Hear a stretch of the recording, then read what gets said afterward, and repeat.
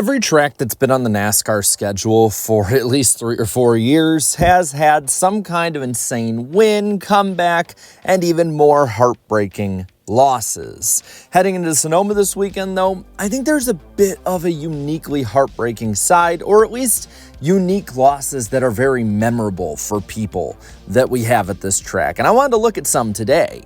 First off, there is Terry Labonte in 2006. Now, I'll be honest, this race, it was mostly chalk.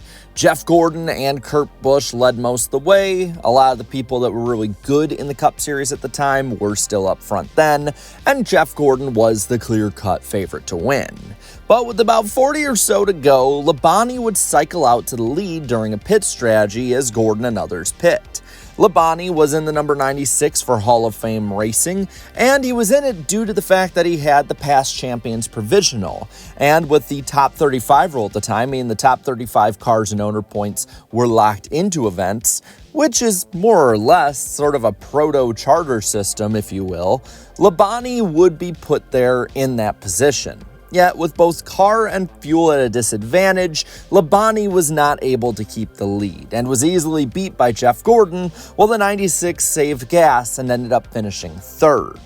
Another that had a very similar loss in story was Kurt Busch in 2012. The 2012 race was uneventful for the most part. 82 laps was the first green flag run of the 110-lap race, yet Busch in a Phoenix Racing number 51, with no sponsorship and severely underfunded, was able to keep pace with the likes of Clint Bowyer and Tony Stewart. And it was a gutsy performance. While he didn't lead all that much, he kept up with the 5-Hour Energy Toyota and unfortunately overdrove the car. With his first shot of the year of actually getting a victory, he ended up with damage and fell back to third with the ailing car, nearly in tears after the race in his interview.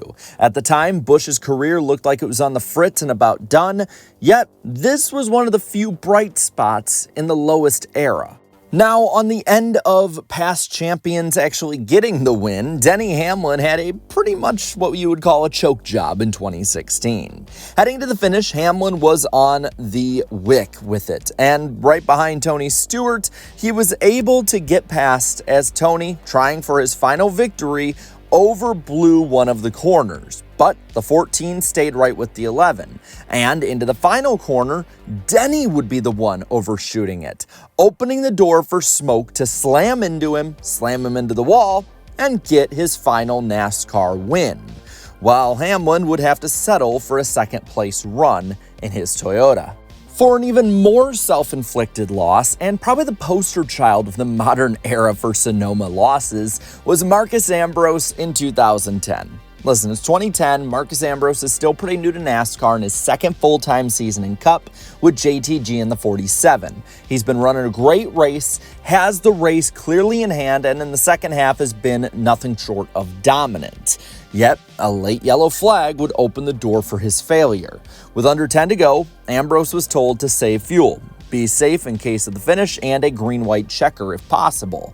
Yet, the car ended up slowing a little bit too much as he tried saving gas going uphill by shutting the car off, stalling the car, and going from a leading race, and in all honesty, probably a surefire win, to nearly outside of the top 10. Ambrose would not be able to mount a charge back up to the lead and would end up having to wait almost a little over a year and change for his first win, while Jimmy Johnson, in the words of Kevin Harvick, still had a golden horseshoe stuck up his ass. While sometimes you take the win out of your own hands, sometimes it's absolutely robbed from you.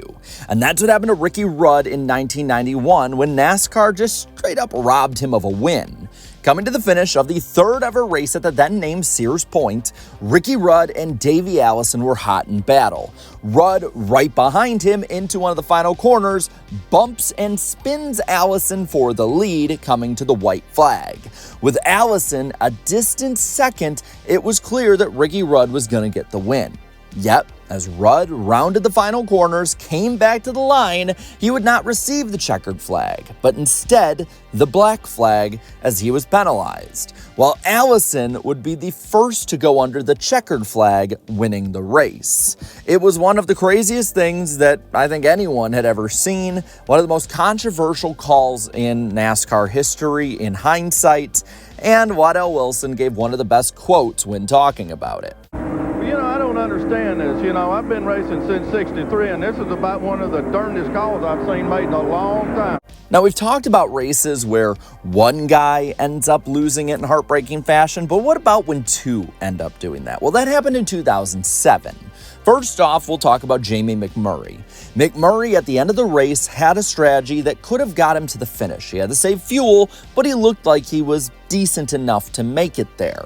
Unfortunately, though, he ran out of fuel and had to basically coast around, and what would instead not be a top 5 finish at the worst was one that was just about as bad as possible, giving the win to Juan Pablo Montoya and having a very similar end to his day that Jerry Nadeau had running out of fuel in the lead in 2002.